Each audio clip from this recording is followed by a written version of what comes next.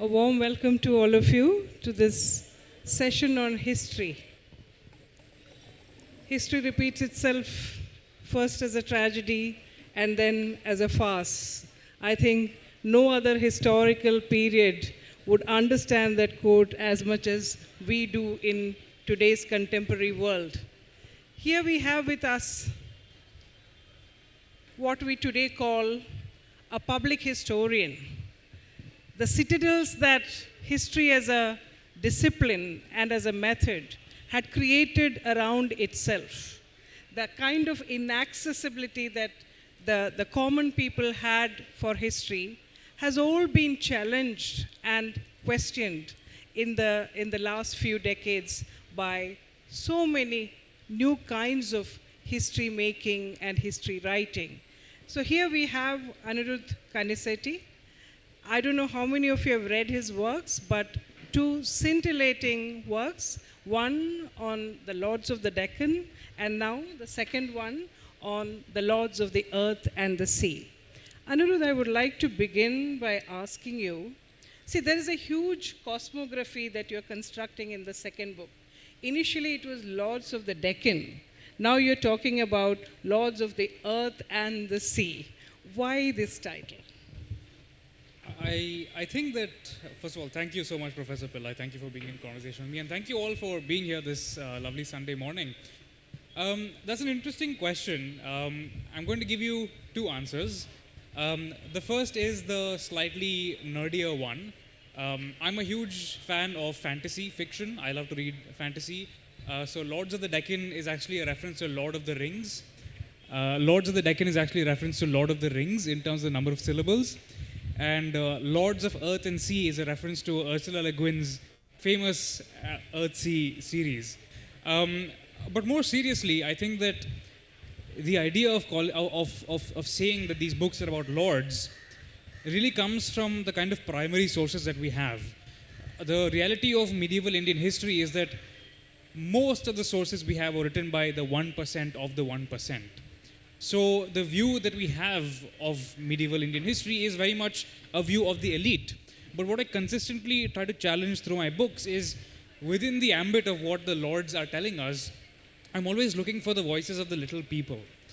As for Earth and Sea, I think that the idea was to reflect really the cosmic ambitions of medieval Indian rulers. Very often I think that we don't understand how exactly these people saw themselves and their place in the world. If you look at the imperial titles that Indian kings are claiming, they're really on par with, say, the emperors of China. They really see themselves in a way as a center of the earth. With the temples that they are building, with the wars they are conducting, they are attempting to construct a world with them as a center. They essentially are the world axis close to the gods around which the entire world revolves. And I think that no dynasty exemplifies this as well as the Cholas, because this is a dynasty that most of us are familiar with. We've all heard of the Cholas, but we don't really understand just how innovative and unique they are in the grand scheme of Indian history. If you were to look at where most of the great Indian empires are based, they tend to be in river valleys, right? So all of us have heard of the Mauryan Empire, the Gupta Empire, the Delhi Sultanate, Mughal Empire. These are all the empires of the Gangetic plains of the Ganga Yamuna river valley. And those of us who have heard of the Marathas, for example, or if you've read my first book, you might have also heard of the Chalukyas and Rashtrakutas. These are dynasties of the Krishna Godavari river valley. But the Cholas are really extraordinary because if you compare the size of the Kaveri floodplain to the other really great river valleys, it's a really small area. And yet you have the Cholas establishing an empire of the coast that unites a number of coastal regions and then overpowers the older river valleys and really for the first time establishes an empire that is looking outwards into the oceans and is seeking to project power across the seas. And I wanted the title to reflect that. That's why Lords of Earth and Sea. Thank you. That makes a lot of sense. Maybe it also helps us reckon with our own past. See, I studied in the ICSE, I studied the ICSE syllabus when I was in school.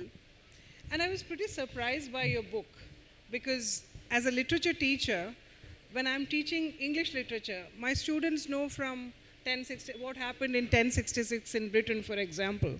And most often we have no clue about what happened or what were the kinds of historical trajectories that were traced in the south of India.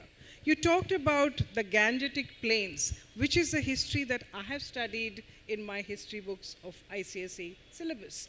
So why do you think is there this huge historical amnesia around what happened in the Deccan and the South, particularly the periods and the epochs and the kings that you're speaking about? Why is there this kind of an amnesia? I think that the way that we remember history always says a lot about who we are more than who the people of the past were.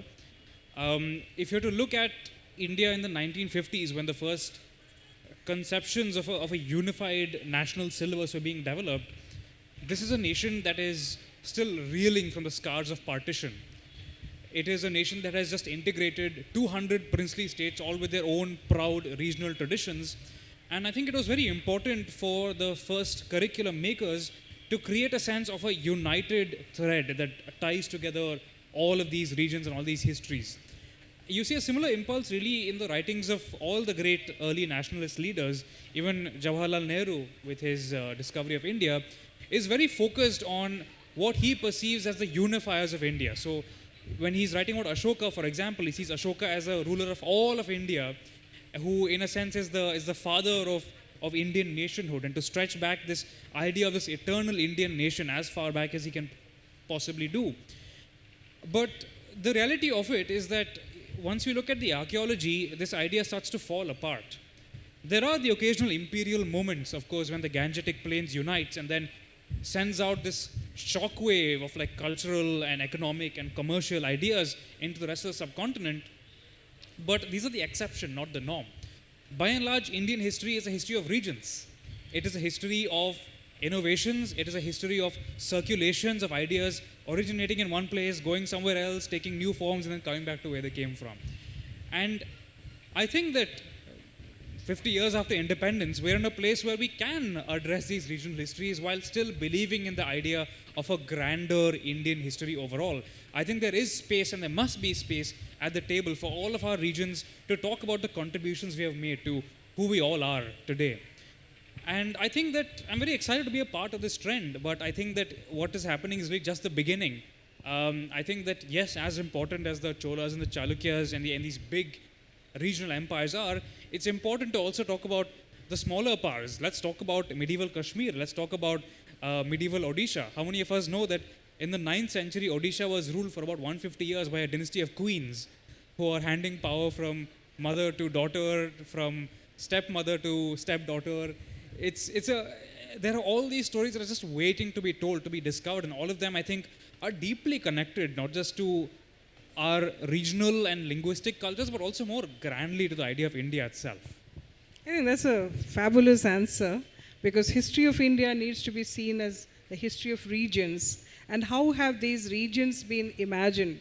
I mean, it is also about the myth that we construct around the nation. How do we imagine the nation? What kind of mythifications go into nation building processes? I completely agree with you there. What I really liked about Anirudh's work when I was reading it is that, see, history normally narrates the time of men, of men's times. I don't know how to put it, of wars and conquests and huge marchings and conspiracies and things like that. But women's time is entirely different. The way in which women conceive time, whether it be contemporary India or the medieval past that we are talking about. Yesterday I was talking in another session about this on women in Indian history. So women's histories or women's time is more, it's not the kind of linear histories or chronologies that we normally encounter. It is more cyclical. It is about, the cycles of the body, things like that, which I think have not ever found any kind of reflection in the larger historical narratives that you and I have read. So Anirudh's work becomes extremely fascinating for someone like me because for the first time in such history books, I encountered words like sisterhood, solidarity, companionship, which is all about women's time and women's space. So I really would love to hear from you about that, Anirudh. Thank you, Professor. So,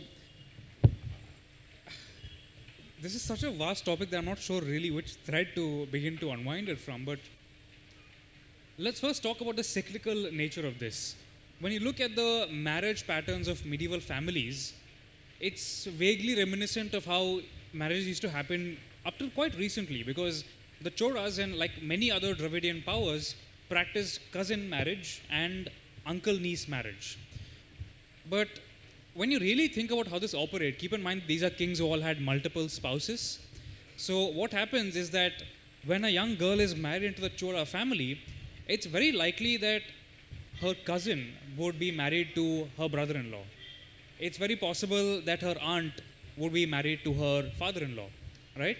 So, and these are women that she would have known when she was a girl growing up, and now meets again and remains connected to as she becomes a woman, as she becomes a mother. And generally speaking, when we think about the role of women in Indian history, we're looking at mythology to answer this question. We're looking at mythologies written by elite men. And elite men, like today, tend to have a very strange idea of what the women in their life are doing. They tend to think that they're just waiting for the strapping king to come and rescue them, or they're fighting to get the king's attention for their son, that sort of thing. But the reality of it is that just like today, if you were to put intelligent, articulate women in the same space, they're going to start talking and exchanging ideas. And to me, the Chola court is a remarkable example of this, because it's difficult to see it in the inscriptions, right? The main primary source we have from this period are temple inscriptions, which are very formulaic.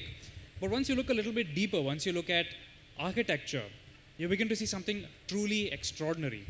Now, we don't have a screen to project the architectural drawings onto, but I promise that they're in my book. Yes. If you were to, when we look at a medieval temple, we have to look really closely at the details. Now, in particular, there is a family of Chola in-laws called the Irukkuvels. Now, the Irukkuvels belong to Pudukottai district in the drier part of Tamil Nadu, just a bit south of the Kaveri floodplain where the Cholas are from. And these guys are constantly exchanging spouses with the Chola family.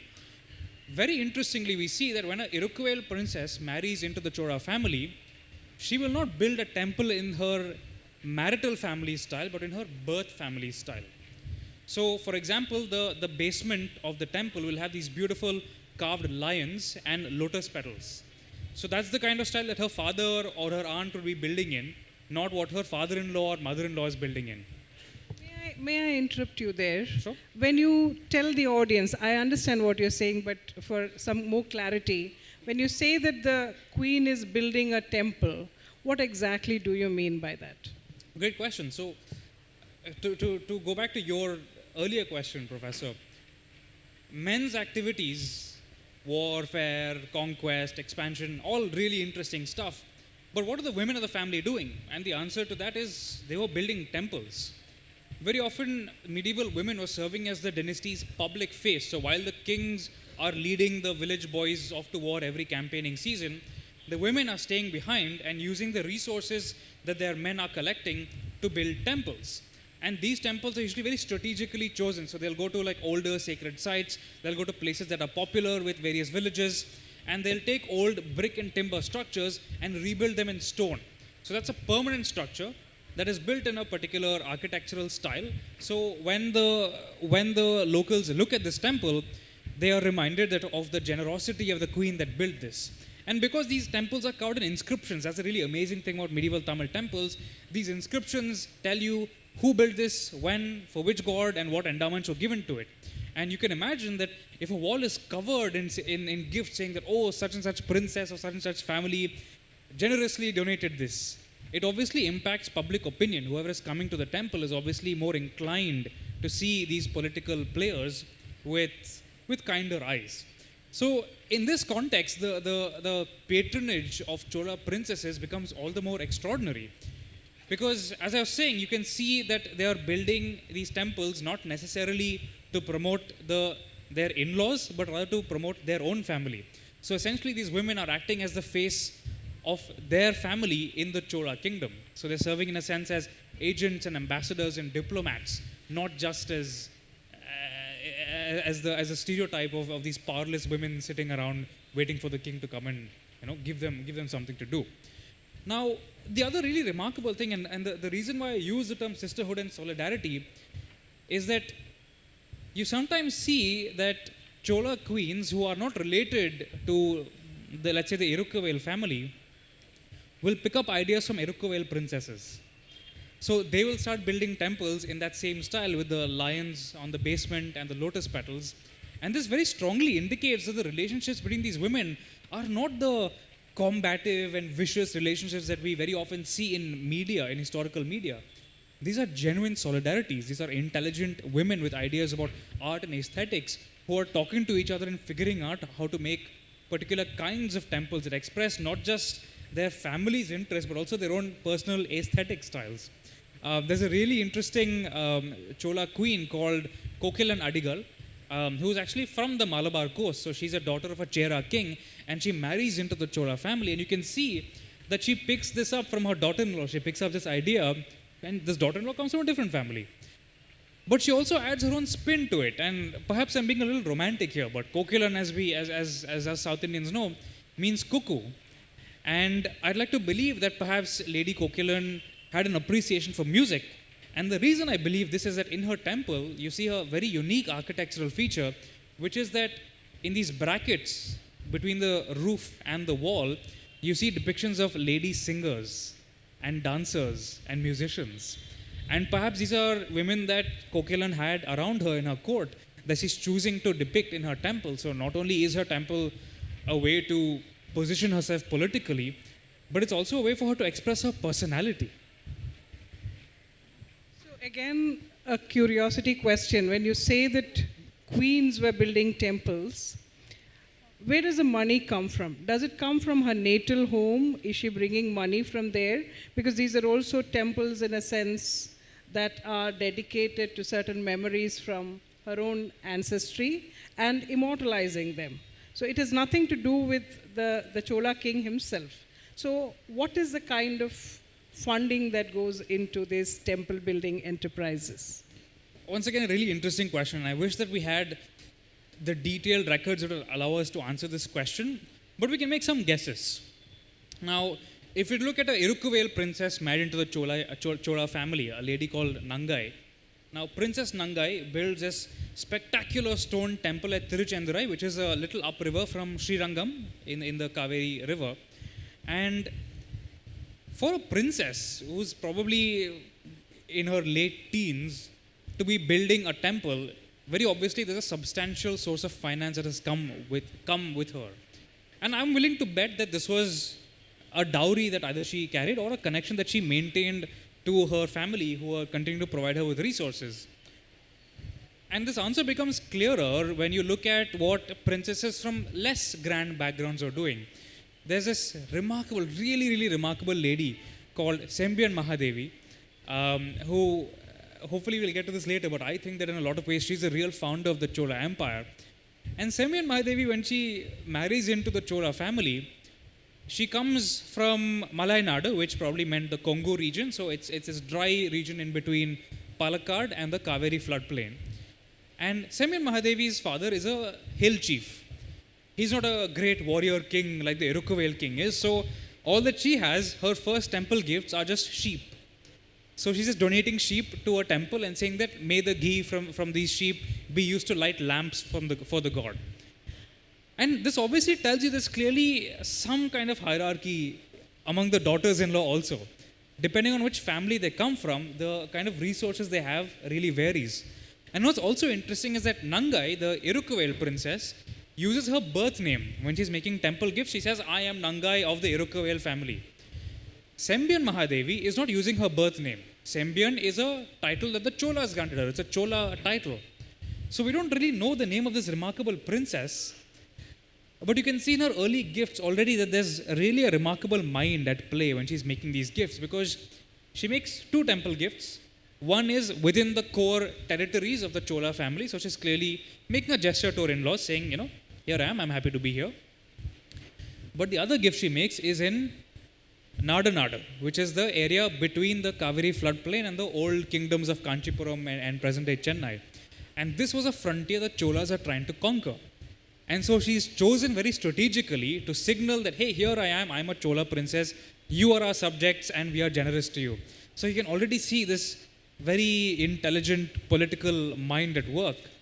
And the really amazing thing about Sembi and Mahadevi is that you can trace out her life, because constantly as she's making temple gifts, she appears and disappears from the historical scene. So after these two initial gifts, very briefly, she actually becomes the senior most queen.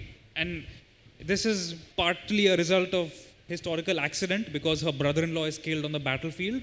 So her husband becomes the Chola king, but then he dies very young. And she's left to raise their son by herself. Then for about 20 years, Sembi and Mahadevi disappears from the inscriptional record. And when she appears again, it's in the 970s, because once again, through a series of accidents, her son has become king, and now Sembian is the dowager empress of the Cholas. And now she has resources.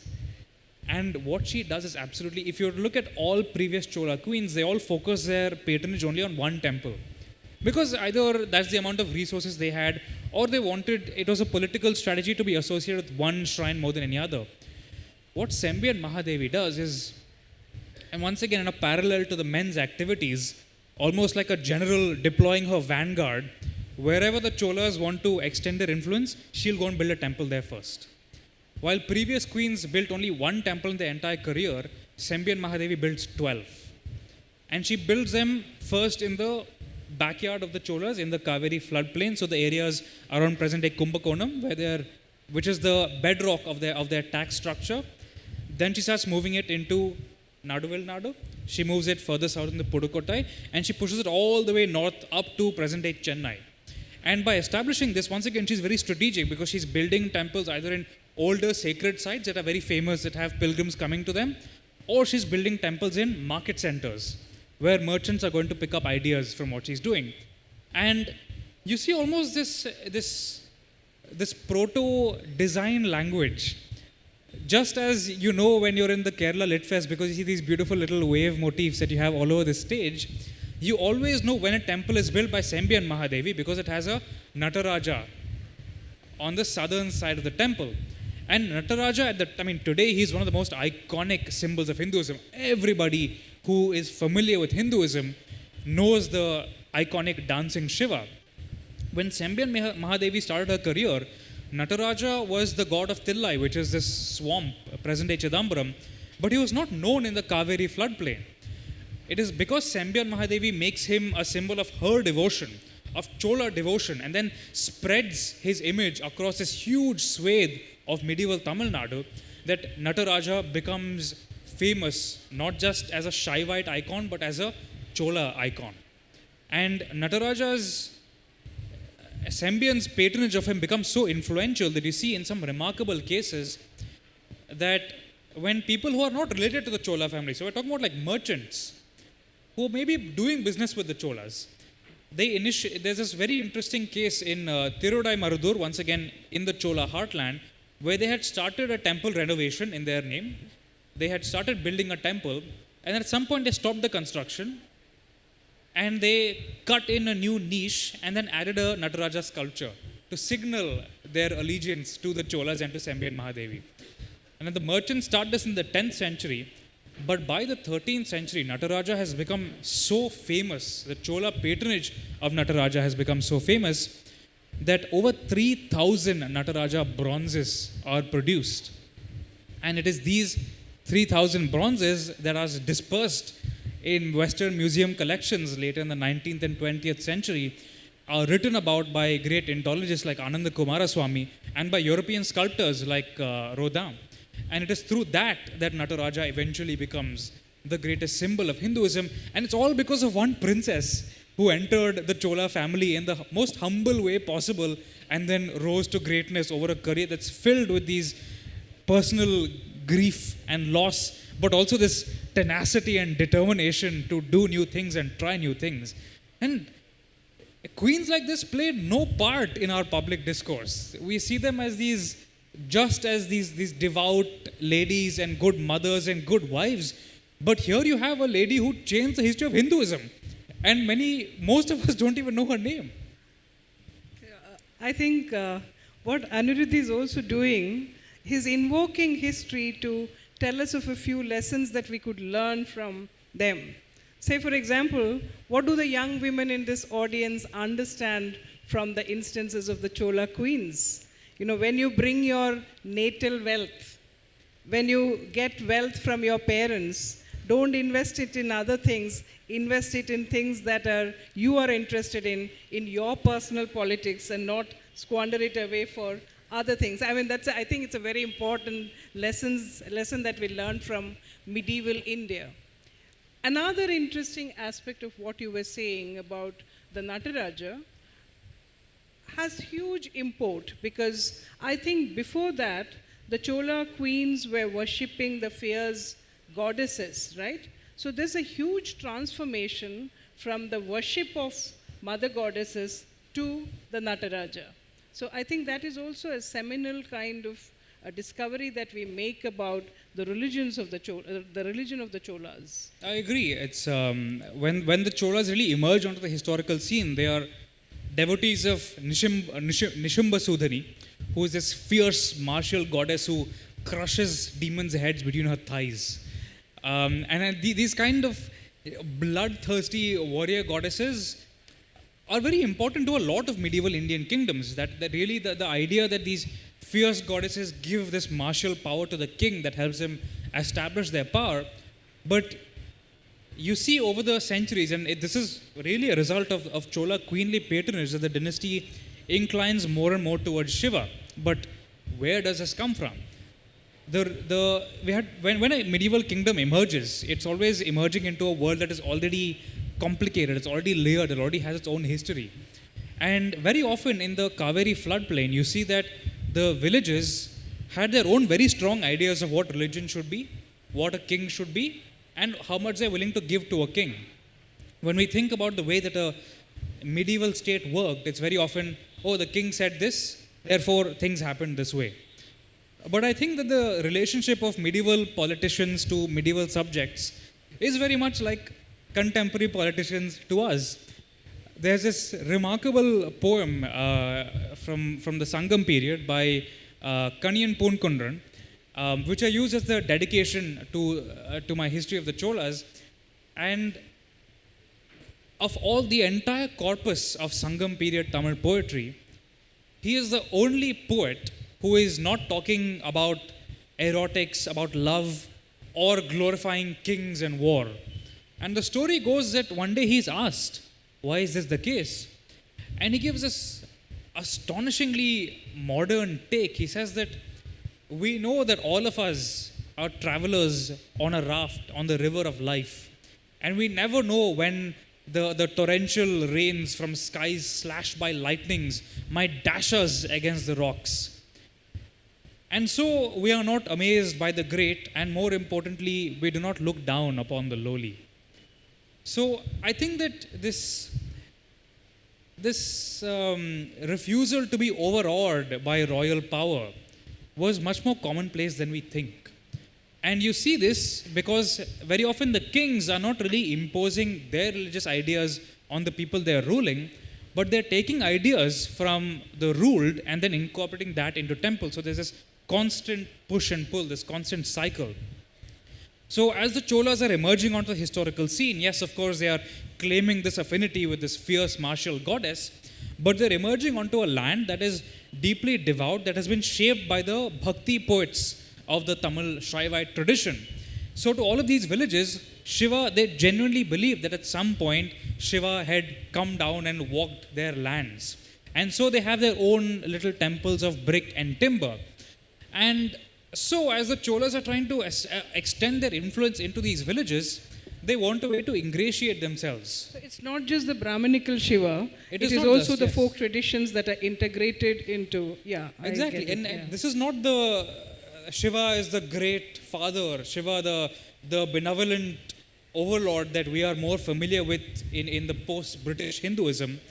This is Shiva, the highly emotive, somewhat naughty god that you see in the Bhakti poems. The Shiva that various Bhakti saints petition to do all kinds of things, including save them from the predicament of having cheated on their wives. This is a much more down-to-earth and relatable god.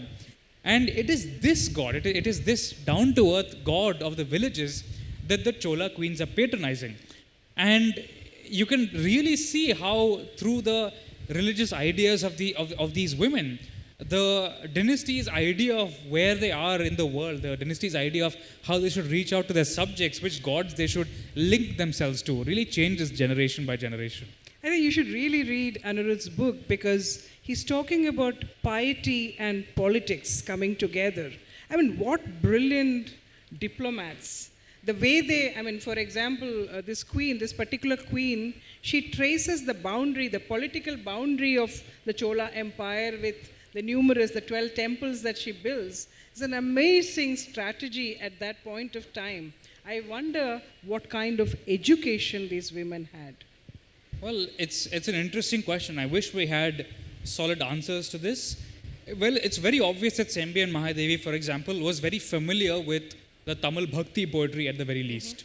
Yeah. She must have had a fairly sophisticated understanding of music and dance, because we very often see when she's endowing a temple, she's not just constructing it, but she's also saying that I'm going to purchase these lands, and these are to be used for the maintenance of singers and dancers. The singers must declaim such and such hymn at such and such time of day, and these are the arrangements that need to be made for them. Very often you see her also giving orders to local village assemblies or local Brahmins, saying that, okay, you must establish these irrigation networks using this and this money, and the profits that are made from this irrigation must be used to maintain this religious service. So clearly she has some idea at least of how irrigation needs to happen. And I think that very clearly it's an ongoing process for Sembian Mahadevi also. I think that for medieval people, just as for us, education is a constant process, and you see very often that their opinions and ideas are changing depending on who they're interacting with. A fairly remarkable example of this is Rajaraja Chola, who is more familiar to us as this great warrior king. But I think that the idea that we have Rajaraja Chola as the founder of the Chola Empire comes from this very male-centric imagination of history that I think is more a result of the 20th century than really how the Cholas themselves saw their world. Because it's very obvious when you look at Rajaraja Chola's temple patronage that he is following in the footsteps of his great aunt, Sembian Mahadevi. And Rajaraja, once again, is a remarkable example. It shows you how over the course of decades, his politics is constantly changing. When he first takes the throne, he's very much in the shadow of his aunt and his uncle. But as he grows, he starts to play with new ideas, and he introduces this completely unique way of empire building that had not really been seen in South India before. Yeah, we'll come to that, but another very interesting aspect that I found in Anirudh's book, again, about which I did not know much about. See, when you study English literature, for example, during the medieval period, you have the rise of very powerful merchant guilds, Say, for example, the time of Chaucer's poetry being, even when you read his Canterbury Tales, you have a representative of this merchant guild there. So Anirudh in his book talks about some very powerful merchant guilds that happened even before the period that we are talking about. I think roughly by the 10th century, these merchant guilds were already in place. I thought, would you talk about that, please? The earliest mention we have of a merchant guild, this assembly of wealthy men deciding how commerce should be conducted, is actually even earlier than that. As early as the 8th century CE, so in the 700s, we have a mention of 500 Chaturvedi Brahmins who are sitting together in the great center of Aivole in North Karnataka and who are founding a corporation called the Ainut River, the 500. And the last mention in any inscription that we have of the Ainut River is in the 1500s. So they last for the better part of 1,000 years. And they outlive many, many kingdoms. They extend their commercial links all the way into Southeast Asia. And in many cases, they have these very, very strong links, especially to the Cholas. I think that a really important part of Rajaraja Chola's successes is his connection to merchants. The very first military campaign that he undertakes is here to the Malabar coast, where he attacks the port of Kandalur and he burns ships. And why was this? Of course, a part of it must have been the need for liquid capital to fund his various other activities. But I think it was also meant as a gesture to the Tamil merchant corporations on the east coast to say, hey, I've taken out your competitors, maybe we can build a relationship. And this actually does happen because we have an inscription where the merchants are given a charter from Rajaraja Chola himself, and they settle down first in his capital at Tanjore, and then in his son's generation, they settle down in Gangaikonda Cholapuram, which becomes the next Chola capital. And according to a Sri Lankan chronicle, the Rajaraja's idea of invading Sri Lanka and the way that he times it is at a time of political crisis.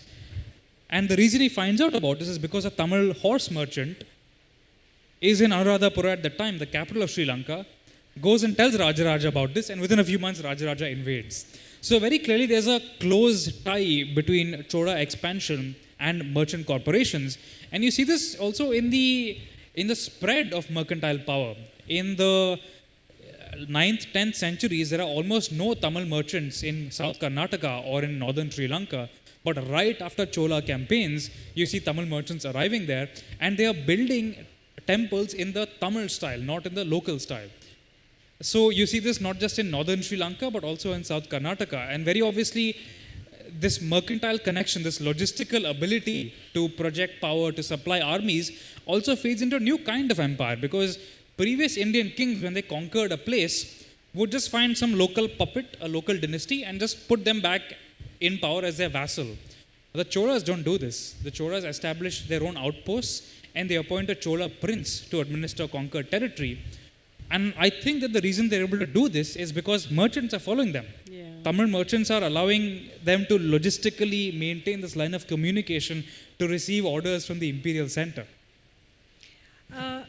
Even as we talk about new kinds of religious imaginaries, how does caste play out? We have very powerful merchant guilds. You have new religious imaginaries. How does caste play out in this? I mean, for example, within the merchant guilds, what kind of caste dynamics would be put into it?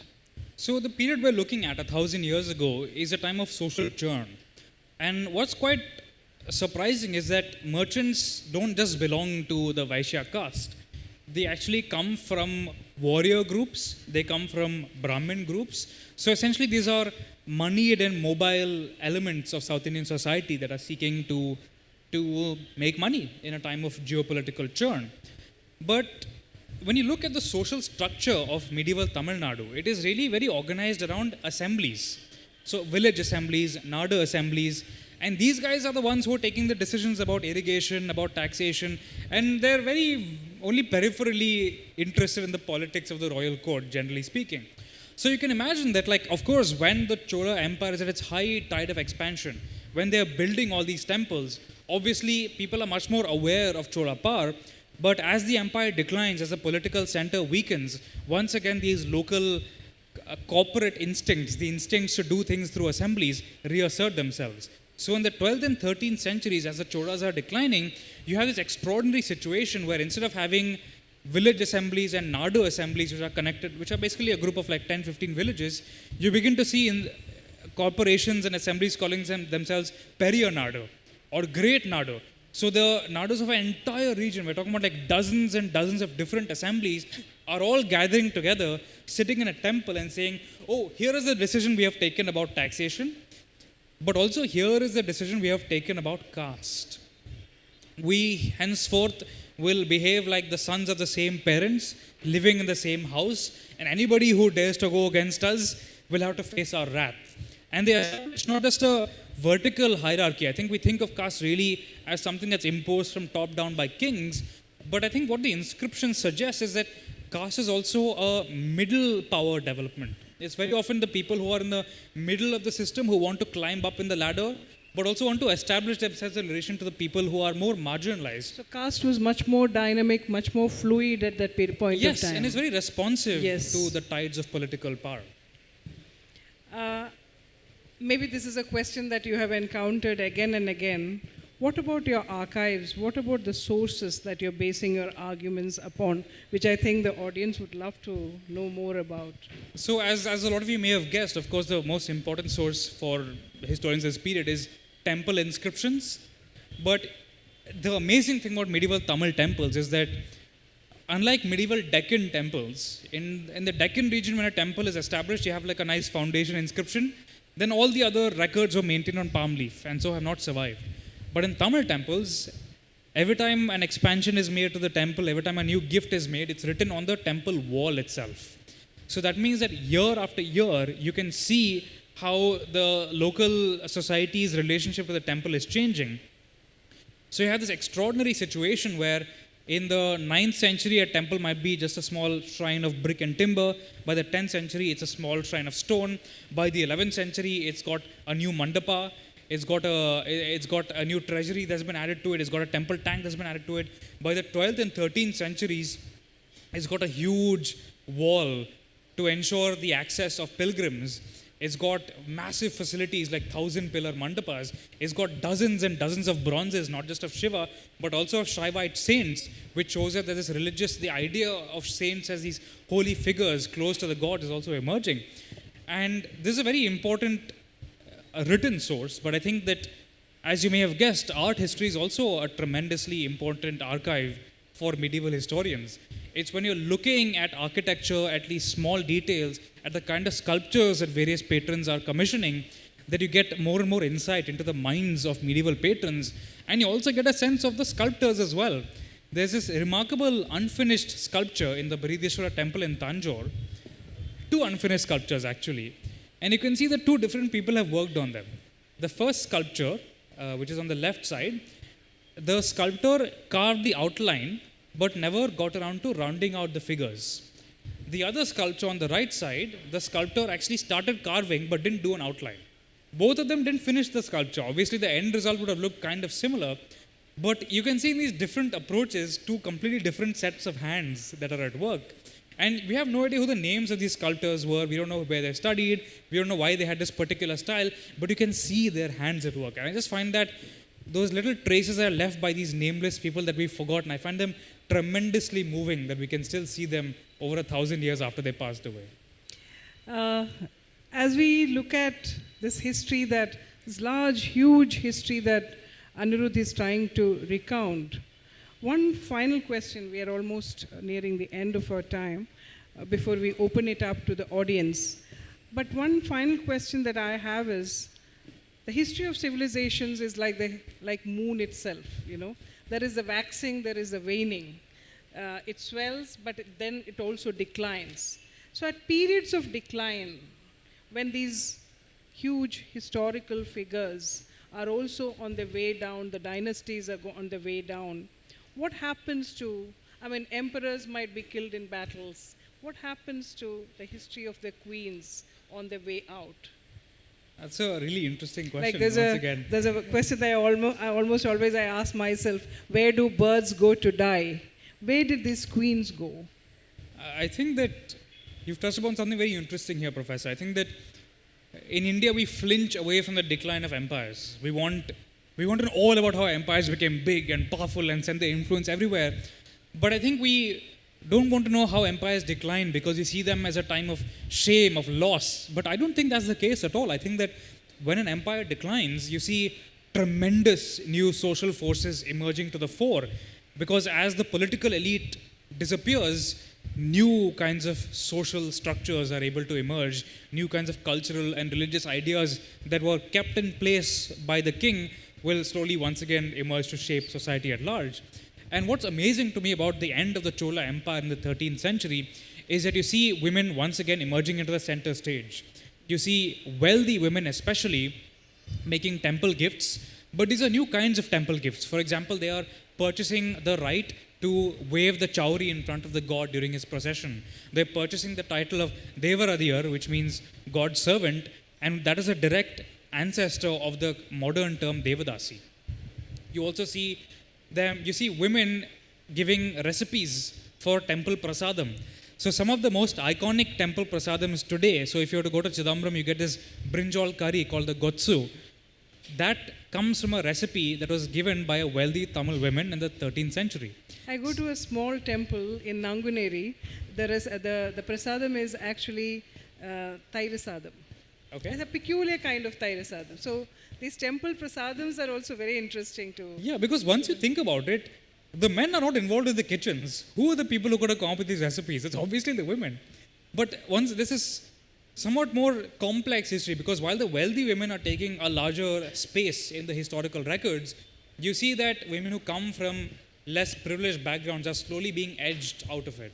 You see that there's this time of agrarian crisis that poorer women end up selling themselves into slavery to be able to make ends meet, to be able to feed their families. And while women are very important, not just in the temple ritual, so the wealthy women are present in temple ritual, but poorer women are being pushed into the more menial jobs. And very often they're getting paid less than men for doing the same kind of work. So yet another way in which I think medieval history strangely reflects our own. I think we have had a fascinating session. I'm sure that many of you would want to ask questions to Anirudh. Yes, please.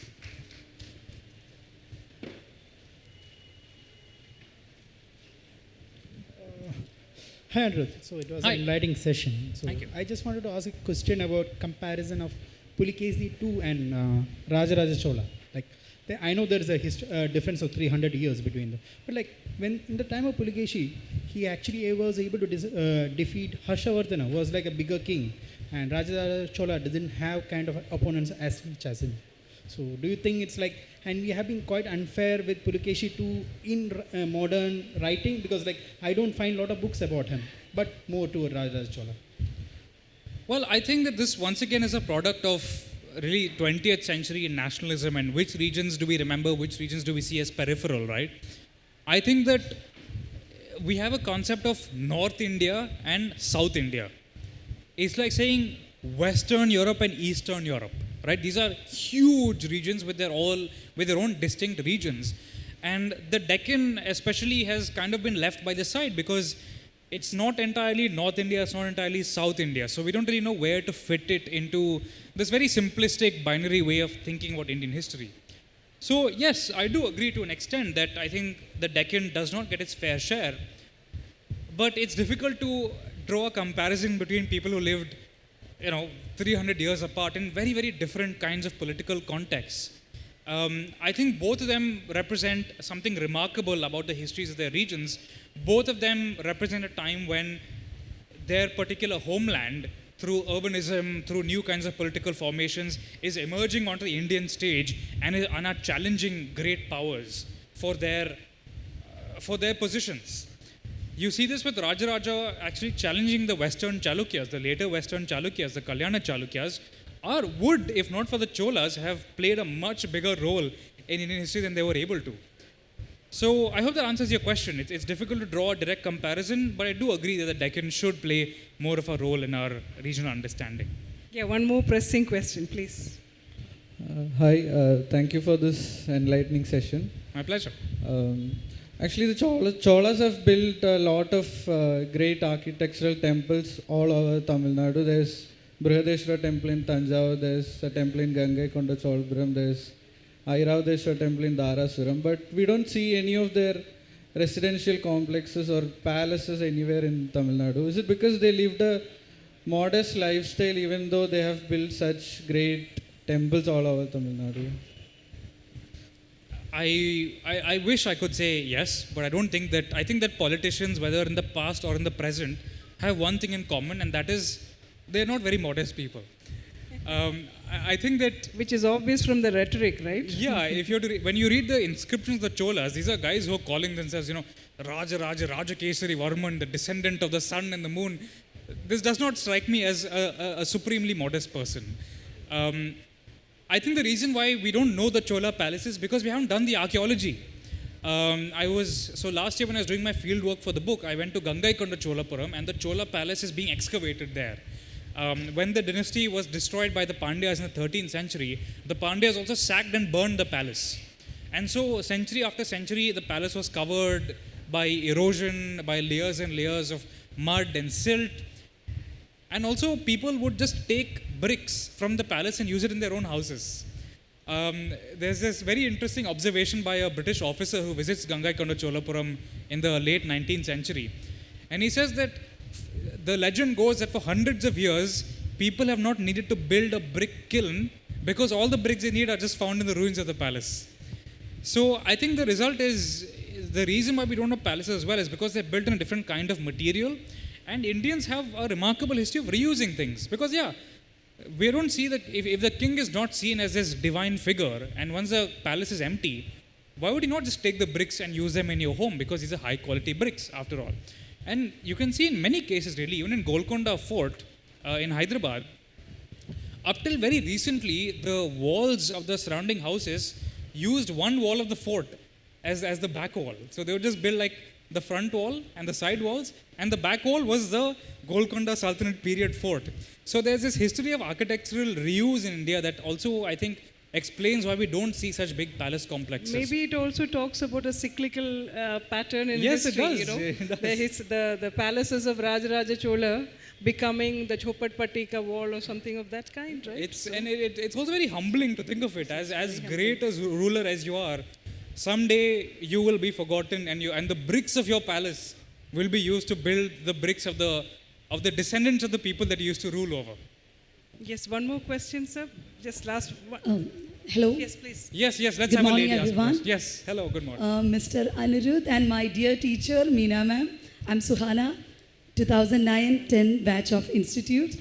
And Mr. Anirudh, it was pleasure listening to you. And more than that, I'm still mesmerized by my teacher and her mastery of words, as always. And my question is very general.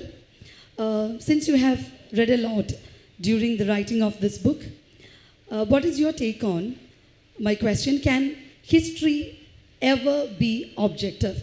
Or is it always a product of perspective and power, where mini narratives are always sidelined and meta narratives are always highlighted? You've both asked and answered the question beautifully, ma'am. It's a rhetorical question. It's a rhetorical question, yes. Yes, I think you've answered the question.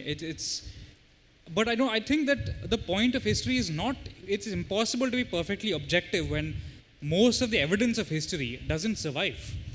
If what survives is 1% of a 1% of all the evidence and activities and emotions and feelings and thrills of these people, obviously what we are able to write is a shadow of a shadow. But what we can always strive to do, generation after generation, is to uncover more and more evidence of the past and strive to interpret it in increasingly critical and nuanced ways.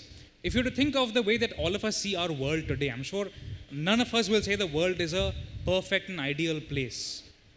Similarly, I think the people of the past would have had the same kind of contentious relationship with their world. They would have seen it through a myriad of different perspectives, a myriad of different viewpoints, depending on where they were located in society.